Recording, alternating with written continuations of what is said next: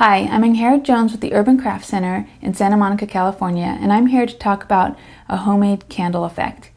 One effect that I really like to do is to create gradating color in a container candle. And you start with your melted wax, and this is actually white, and I'm going to go ahead and pour just the first layer. And you pour it into the container the way it is, and you actually insert a wick. This is a pre-waxed wick with a wick tab on the bottom, which means that it can stand on its own. I'm just going to put it in place, and I'm going to let it harden a little bit. Because we're working in small layers, it's going to cool really quickly.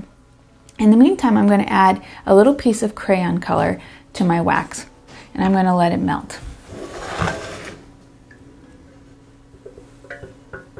You melt your first bit of crayon into the wax that's left in the container, and you pour your next little layer. It's not going to be a huge difference in color. So while that's drying, you go ahead and you put your next piece of crayon in the wax, and you let that melt. So now you have less wax and more color.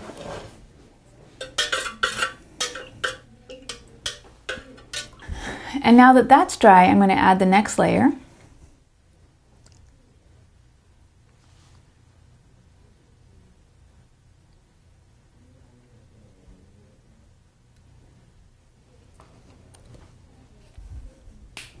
And add some more crayon.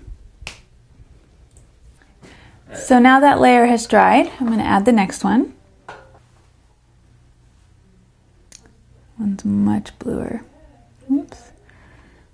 Now that that's dry, I'm going to do my final layer. And because I've gotten quite blue at this point, I'm going to make it a nice thick one.